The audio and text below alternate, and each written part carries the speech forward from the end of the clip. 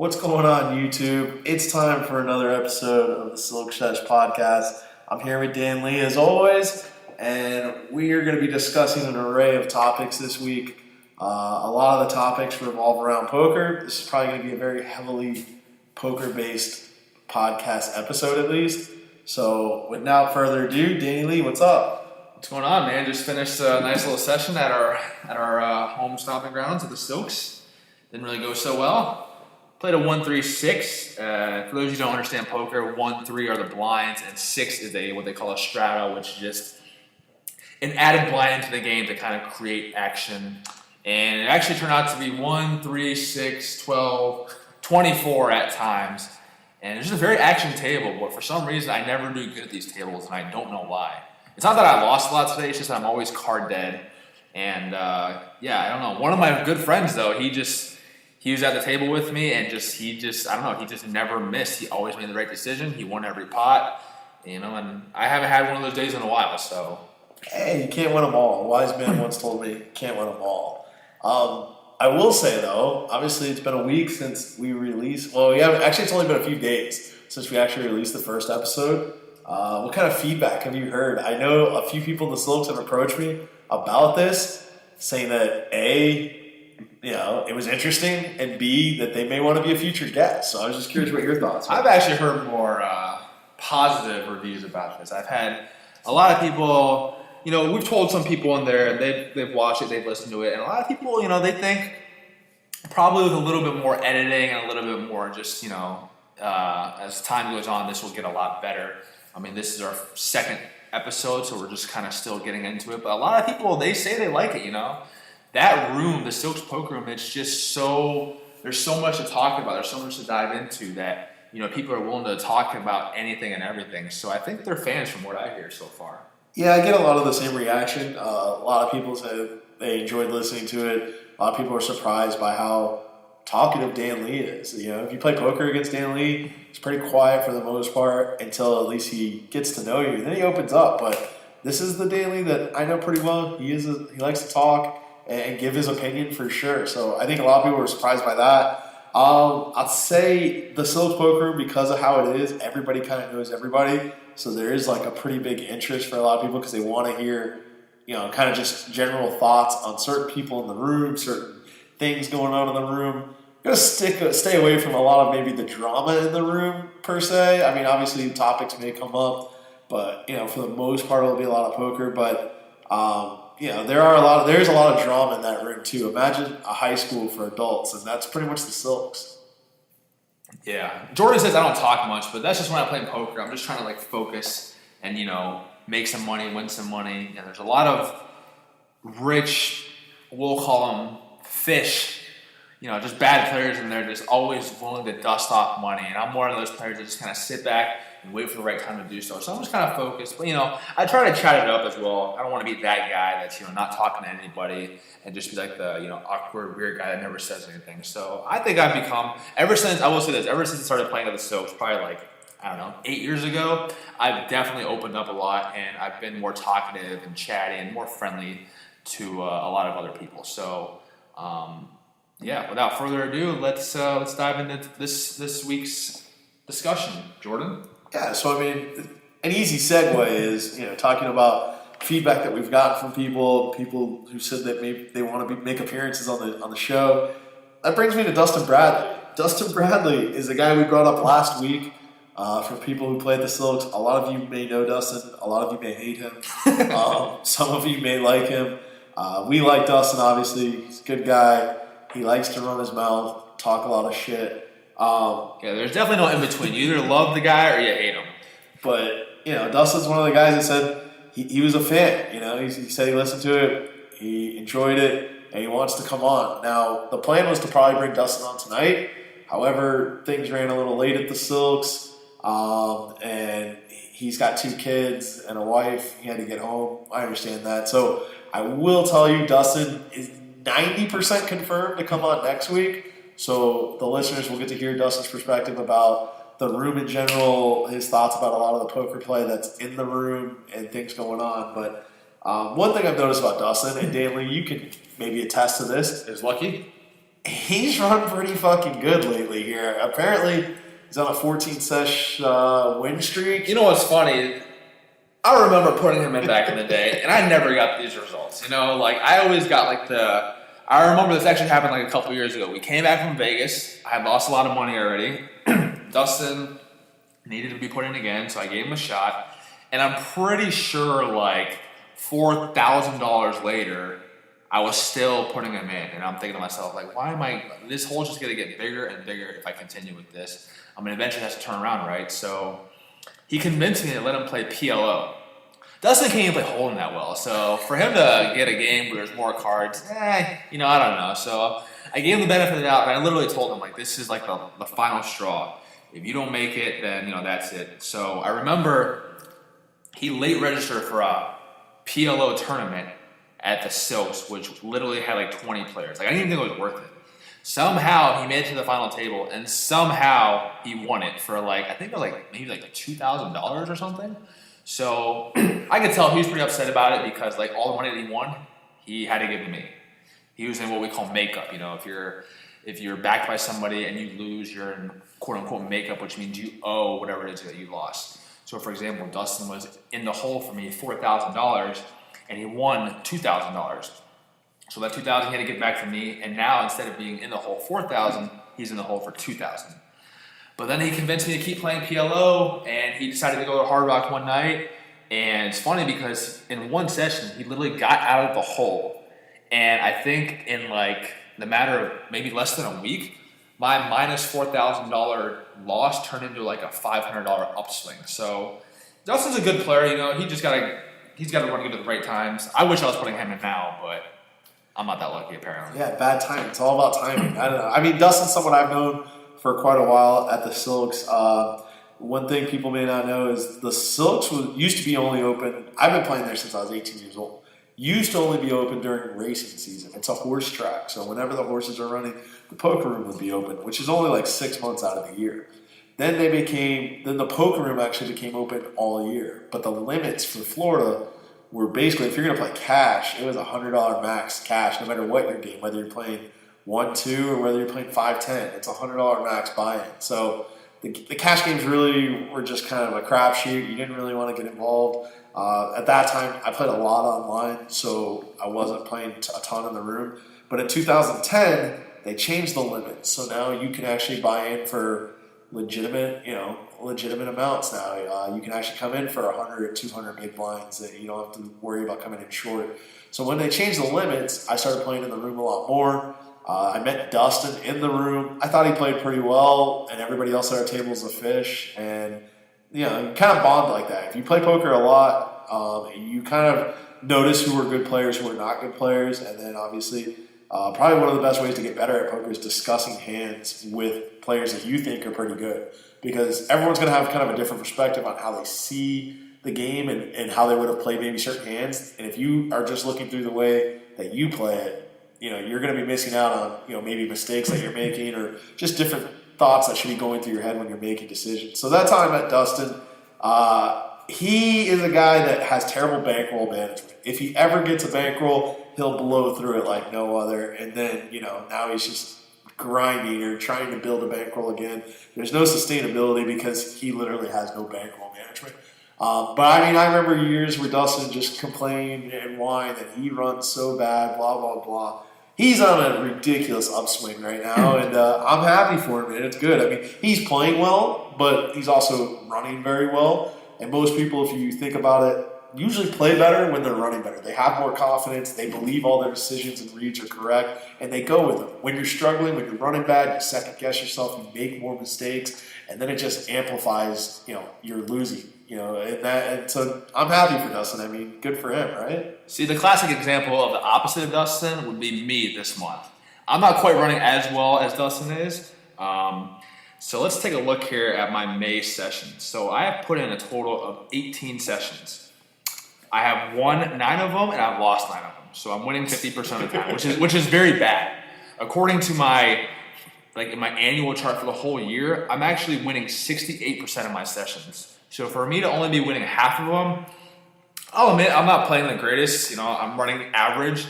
And I don't really want to admit this, but my total profit for the month is $4. So I am making 5 cents an hour in 18 sessions, 74 hours of play. And, I'm not gonna lie though, but it did feel good to. So before this week started, I was stuck 1,800. And then I got into an even bigger hole on, Wednesday when I lost another 1,000. But I grinded it out. And this is one thing I told myself I wouldn't do, is I played during the day on Thursday. I just typically, I don't know, the games aren't as good. I typically don't like playing during the day, but sometimes when you're in that hole, you gotta play more, and that time I was more focused. The game was a little soft. I think I won like 700. The nighttime session, I won like 900. And tonight I lost $130 in a great game that I could not run good in, whereas Dustin just makes a hand every time. But I will say it does make me feel good that I've turned in minus $1,800 a month into a plus $4 a month.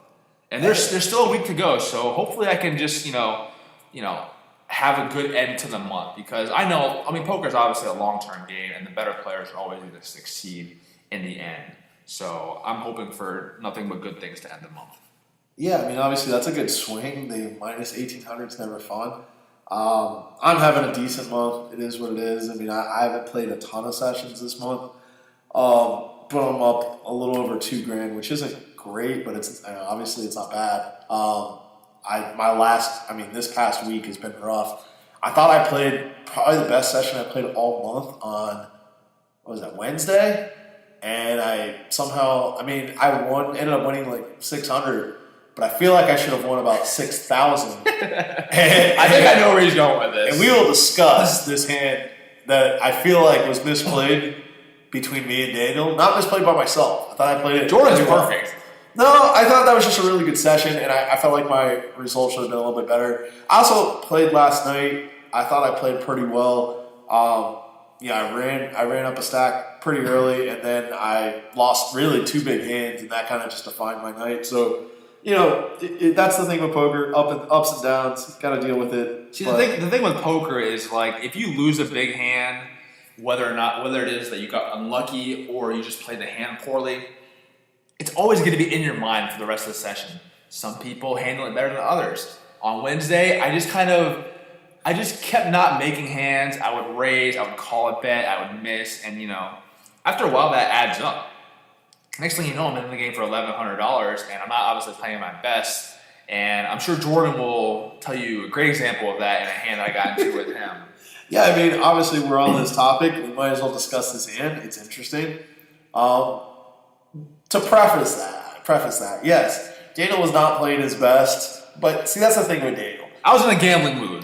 He does get these moods. When he gets stuck and deep into games, obviously he starts exploring quite a bit of hand combinations. I don't like to say mixing it up. I like lack of better terms. Nah, he's playing extremely loose. Let's just say that. So in this hand, I'm doing pretty well at this point in time. This table's pretty good. I love this table. It's got a regular named Phil who we play with all the time. I thought we were mentioning names. No, we're not going to mention names if there's anything bad to say. I like Phil. We both like Phil. He's incredible action at the table. He's very lighthearted, funny. He makes everyone at ease at the table, which is good because once everyone's at ease, everyone's a little bit more in a gambling mood. Nobody takes it as serious, and the table just overall is better. I can't wait till he sees this. So Phil is at this table. This guy... Nico. Call him Nick. I don't know. Nico. He's at the table. He's been playing a lot recently. He's been running super well as correct. Like Dustin as well.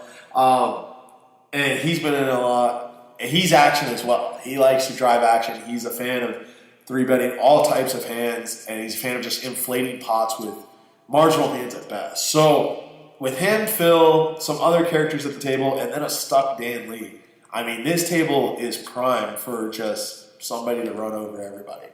I'm just chilling, minding my business, doing my thing, and Dan Lee decides to open this hand with the 4-3 of clubs, correct? Well, we don't have to tell the hand right away, but okay, I opened a 10, Jordan calls 10, and then Nico decides to make a 40. Now, he had been 3-betting all night, and I was trying to pick a spot to, get him, I don't know. I guess is the best way to put it. But I just never really got into those hands. So Jordan's uncle called. There was a guy that looked your Uncle Bruce. I think Daniel's trying to make a racist joke. No. I'm saying there's a guy that looked like Jordan's uncle. I mean, it's a compliment. It's not an insult. I mean, it was a black guy. One thing you'll notice is Daniel. It was a black guy. I don't know what his name is, so we'll just say your uncle. I don't take it that serious because he's extremely racist against his own race as well. Yeah. But, all right. Anyway, so he calls, and I call, and then out of nowhere, Jordan just makes it 180. So Nico folds, so he was just messing around, as I initially thought. I probably should have put in the 4-bet myself. I wish. And then Bruce called. I was folding, and Bruce did not call. But the fact that he called made the price much more attractive. It is 140 for me to call. If I hit my hand, you're never gonna see it. And I have like 300, I think, behind. So obviously I'm just gambling. This is a hand I'm probably almost always folding pre-flop. But when you get stuck and get tilted, you kind of mix it up a little bit. So Are we really justifying? So I called as well. There's about $600 in the middle already. Correct. So anyway, the flop comes out 7-4 deuce rainbow. I'm first to act. If Jordan, the chances of Jordan having a big hand, like a big pair, or just maybe ace king trying to take it down pre-flop, I think honestly go either way. It's probably more of a chance that he has a big pair, but just in case he has an ace king and he can't call my $300, I just decided to shove. So I go on for about 300. He reshoves all in, and Bruce ends up folding. So now when he reshoved, I know I'm in really bad shape, and he tells me he has 2 aces. And he asked me, do I want to run once or twice? First of all, I always run twice, and simply because the variance factor in certain hands, you're always, how big is that edge when you're talking about pots that are going to be $1,000, $1,500, $2,000 pots. So why not limit some of that variance and I always run twice. But there's some people in the room who are wishy-washy. They'll run it once if they think they're ahead. But if they think they know they're behind, they'll run it twice. I just think that's kind of... You can't be doing that. Yeah, etiquette-wise, it's a little fucked up, but whatever. I'm always a run it twice guy. I know Daniel pretty much always runs it twice. So I just, as soon as, we ended up in this hand, I said, yeah, twice. And he was like, yeah, whatever you want. Before he goes on any further, whenever someone asks me, I always give them the option. I don't care either way. So regardless of how this hand ended up, Jordan... Let me quote a good friend of mine, Bill Perkins, says, you choose your own fate. He always gives the people the option when they ask him that you choose your own fate. You chose your fate to run it twice, and what ended up happening? What Dan Lee's also not mentioning here is about 30 minutes prior to this, Dan Lee also got it in the middle with me again after the turn. This is before. Also got it in again. He's not nearly as in bad shape when he gets it this time. That hand made more sense, though. Okay, but Dan Lee also got it in behind with 1 card to go. We did run it twice. He breaks the first board, ship the first half to me, and then he gets there on the second board, chop it up. Again, Jordan, it was his option. You want to go once, it's fine. You want to go twice, it's fine. This isn't a once or twice thing. I don't care if we went 100 times. I'm just saying, it's just silly that Daniel, like that hand that Daniel had that we're not even talking about the first time where we run it twice. I should have just went all in. I think Daniel may have made a mistake in that hand, but at the end of the day, once the turn comes, is when we got it in, the hand plays itself. So I actually have no problem with that hand. The second hand is what he has a problem with. This hand, I called 180 pre-flop with 4-3. I flop a pair, got to go with it. Long story short, we run it twice. Jordan has aces.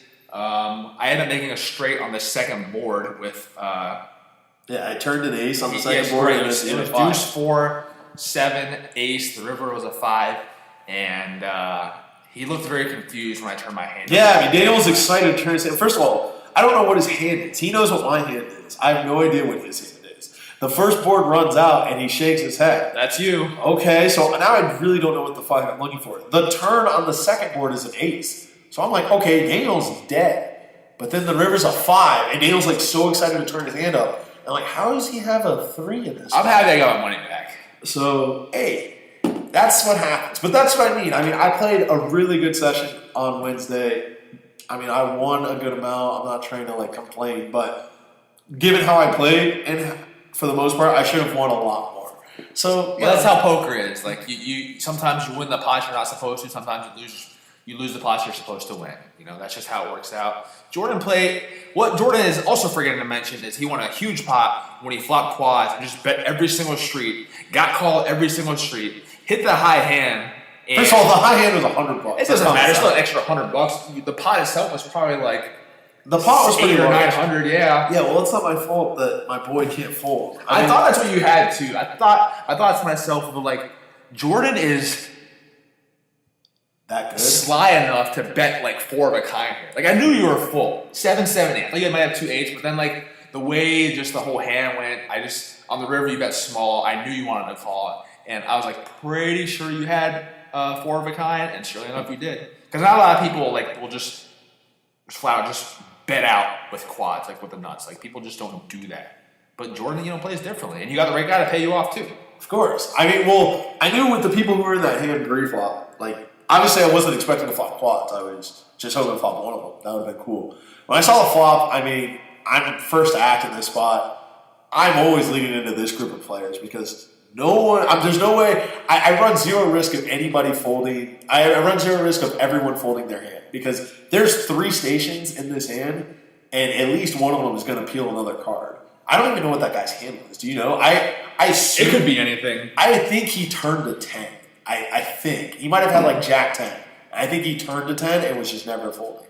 And so it was just an interesting hand where I flopped quads, I led the flop, led the turn, bet the river, got called every street. It was good. That's basically why I was up. I was pretty much even at that point. So basically that hand that he won, where he flopped quads and got paid off every street and hit the high hand, basically makes up for the 2 hands that he played versus me.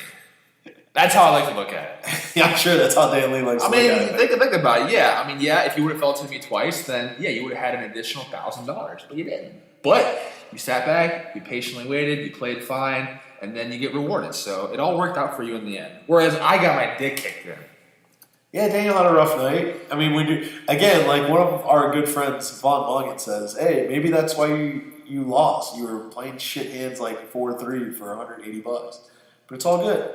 It's all good. We all have those days, and it's all good. I did make one misstep, so Nico... One misstep. No, one big misstep that kind of cost me the heart attack. At this point, I'm in for 1,100. I have like 700 in front of me. We'll see what you guys say. Leave in the comments below. Yeah, make sure. So this guy Nico had been like re-raising all day. There was a double straddle this hand, and he was in the original straddle. Phil was in the double straddle. I had pocket queens, and I raised to 50. Gets around Nico, and he makes it 100. He makes it 187. I know, a very strange number. He's kind of like threw chips in. I had seen him like re-raise a lot, and because my raise is so large because of the double straddle, I expect him to raise a pretty wide range of hands, even though I've been playing kind of crazy. So earlier I made it 10, and Jordan called. That's when he made it 40 with 9, but then Jordan got him to fold when he made 180 with aces. So I make it 50. He makes 187, folds back around to me. I have 2 queens. I know this guy is just like out of line almost all the time. I think this is never a fold in my opinion. I think it's debatable whether or not you can call or raise, but against how he was playing and the fact that I was maybe stuck a little bit, but granted I had a good hand, I think it's just kind of one of those situations where like I'd never ever fold in this hand ever. Like I think he would literally have to show me his hand in order for me to fold. So I just ripped it in for like 600 plus, and like he doesn't even say call. He just puts his chips in the middle and turns over aces. I'm like, okay, not looking too good. And he asked me once or twice. I tell him whatever he wants. Probably not really gonna matter. So we run it twice, and he holds twice. Just bad timing. Obviously, I mean, the guy that had been 3-betting light all night finally wakes up with a hand. And I was waiting to get into this kind of spot with him where I could put in like a big 4-bet with what I believe to have been the best hand. It just happened to be the one time where he wasn't messing around, and I paid the price. Yeah, it just kind of caps off your night there. I mean, it really did. But I don't think, especially given I know who the player is, I know how the table dynamic was. I don't think I'm folding that hand. I guess it was pretty standard, just kind of a setup. I mean, I don't think I'm even calling. I mean, maybe you mix a call in there every now and then, but I think the majority of the time you're just putting it in there. I mean, he does that with tens. He does that with jacks. He does that with ace king. I mean, the majority of hands that he does that with, you're going to have probably in bad shape. If the best case scenario for him is he's flipping, but obviously the very one-off situation where he has you dominated happened, and that kind of sucks. But I don't think that was a mistake. I mean, of all the mistakes you made that night, I don't think that was it. They were against you. No. Yeah, that clearly wasn't my night. But here's the thing. Poker is funny because I actually didn't lose 11. I lost 10.85. So I did cash out a little bit of chips. So I came back the next afternoon. I never play during the day. Well, I do, but I just kind of been taking it off because it never works out well for me. So I came in during the day. I got started on 1-3, and I don't know how. I kind of just slowly chipped up. Like, I bought it for 500, and next thing you know, like 3 hours later, I have like 1,100 in front of me. So I really don't know honestly how that happened. And then I cashed out. I think I won 555 that session. Took a little break, came back, played at night. Got to Jordan's table finally after he left, and this table was amazing. Phenomenal table. Tons of action. Almost a straddle. You told me there's no straddles going on. There really was. When I got there was at least a double straddle every fucking hand. I would say maybe 1 out of every 7 hands there was a straddle when I was there. However, Bob, when I got there, he got stuck real quick, like 500 off the bat. So I only played with Bob for like an hour, and he did kind of excite the table and get them playing a little more gambly. Phil was stuck a bunch at that point. I was just say, how is there not a double straddle, triple straddle other hand with a stuck Phil? Well, no, that was what happened. So like when I left, I guess that is probably when the table ramped up a little bit. It really wasn't. I mean, it was, you might get a straddle here and there. You might get a double straddle, like 1 out of every dealer down. But it wasn't crazy like you're explaining. So well, after you left, it certainly got that way. Every hand was at least 12 to go. There were a ton of all-ins. The action was obviously great. Between Wednesday when I lost nearly 1,100 and Thursday, I'm actually up 400 because I had such a good session on Thursday. And that's how poker is. It's weird, man. Like, you can lose $1,000 in 7 hours of play, and then you can make all that back in 3 hours. And that's pretty much what happened to me. Yeah. The comeback session, that's what it's all about. You get fucking punished, and then you I would rather just not get punished. I'd rather just win right away. It's part of it. It's nice when you can limit the punishing, but sometimes it happens. Yeah, and then today, playing 1-3-6. Jordan didn't play today, but I did. Again, another great table. Phil there, Nico there, a lot of other crazy players there. But today I was just really card dead. But what I've been wanting to do, what I usually try to do, with the exception of this past Wednesday, is minimizing the losses.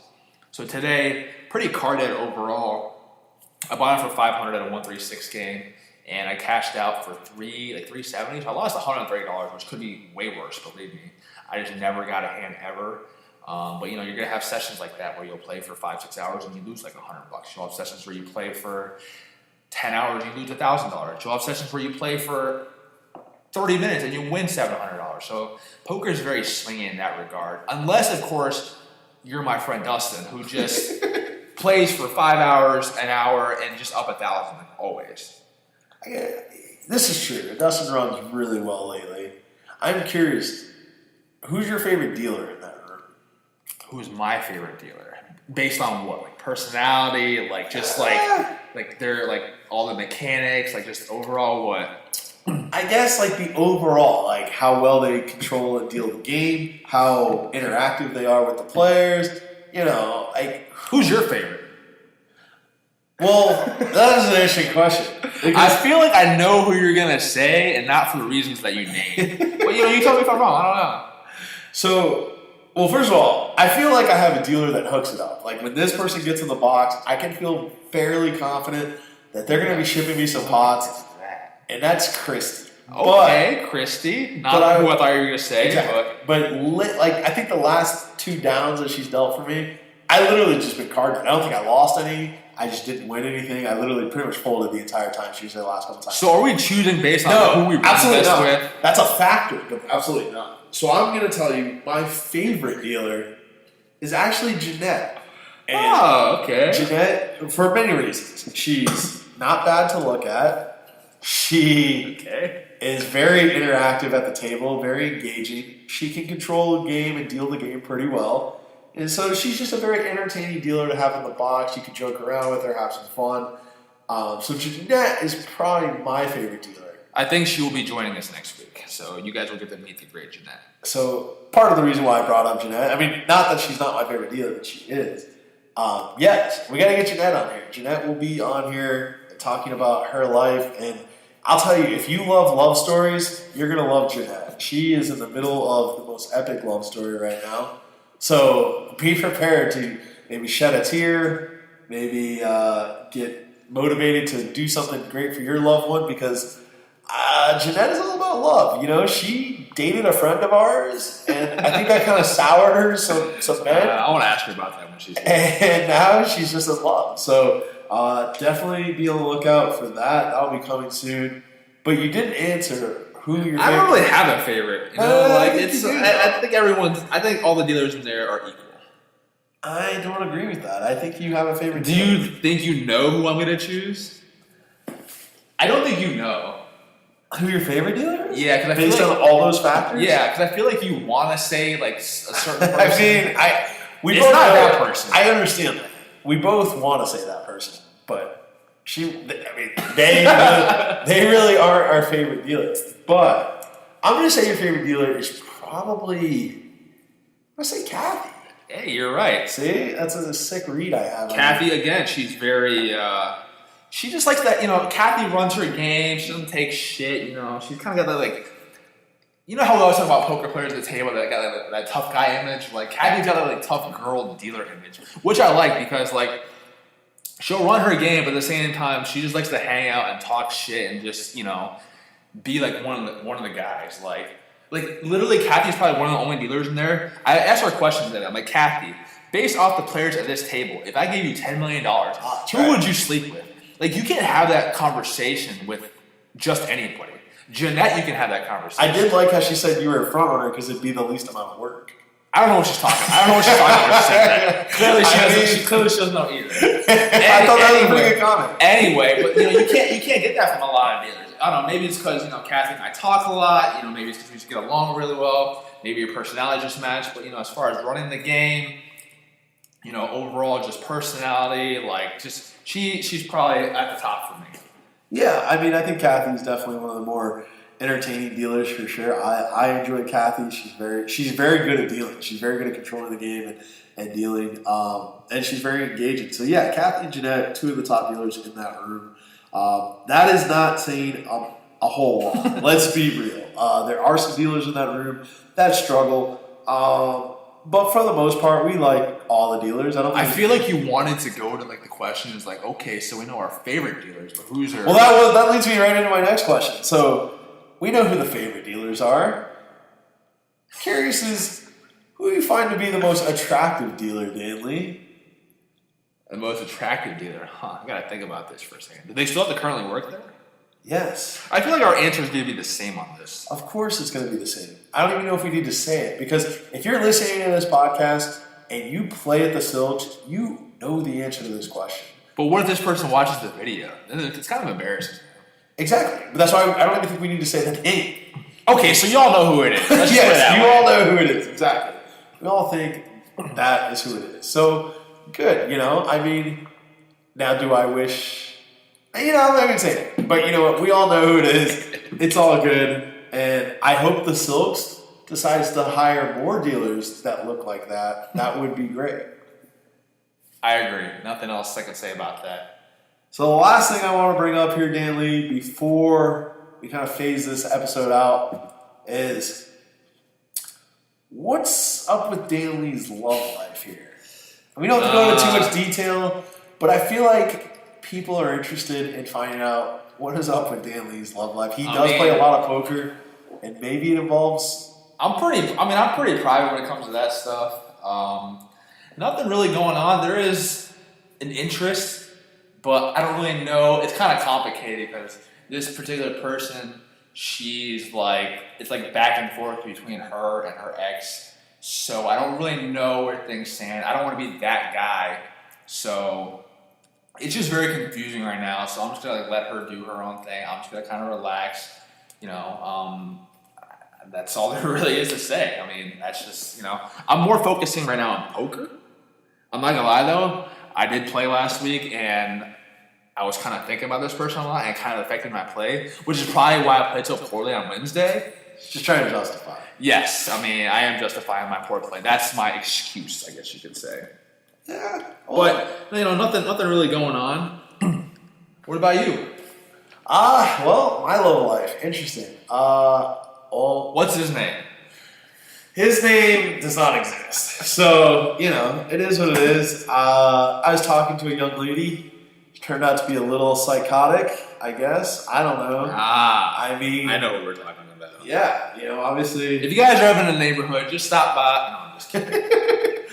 There's a nice female companion I, decided to engage in interactions with, just, verbally. And what was being discussed was way too intense for what I'm ready to handle. I mean, she's talking ready to marry, ready to have kids. Mind you, I haven't really even hung out with this girl, and this is the kind of craziness that she's saying. So, we went ahead and just stopped talking to that girl. There's not a whole lot else going on, right now. The love of my life is married, unfortunately, but, as we all know, marriages don't last forever, so it's all good. So it's funny because I feel like that's what he's hoping for. I mean, nobody wants a perfectly happy or unhappy marriage to end, but I feel like that's what Jordan's hoping for. I'm not hoping for a perfectly happy marriage to end. I'm hoping for a terrible marriage to end. No, I mean, but we don't know if that marriage is terrible or not. For all we know, she could be the happiest woman in the world. He could be a prince. He could be Superman. We know somebody who's married to Superman now. Should we get into that, or should that be like that might be a topic for next week? I think next week. Stay tuned next week because I feel like next week it's gonna be the best episode we've produced so far. Because I don't want to fucking talk about poker next week. There's a lot of we can definitely talk about other things at the Silks. There's a lot of interesting things that happen at the Silks poker room all the time. With a lot of interesting characters. You might even get a cameo from these people that I'm thinking of because they're just very, very fun. We'll just put it that way. Definitely, I agree. I think the next episode should be more focused on what's actually going on in the room. Things you've heard in the room, things that we've seen go down in the room, people we'd like to go down on in the room, okay, and things like that. So, that'll be interesting. We'll have a lot more to talk about, and we'll actually hopefully have Dustin here, and he can add a whole different perspective because. Especially to that last comment that I made, Dustin has stated that he is number one in the game. I don't know what that means, but he'll explain it to you, I'm sure. We will have to ask Dustin what that means for clarification. But I agree. I think that one should be more focused based on kind of what goes on in that room as far as outside of the poker. There's a lot of, again, I told you, I don't like to indulge into the drama and all that bullshit, but just fun things that happen in that room or funny things that we've heard have gone down in this room. And we'll kind of talk about that. All right, guys, so that's it for this week's podcast. If you like the video, please hit the subscribe button, and we will get our next podcast / video out to you next week. Yeah, if you have any questions, put them in the comment box, and we'll talk to you next week. Peace. See ya.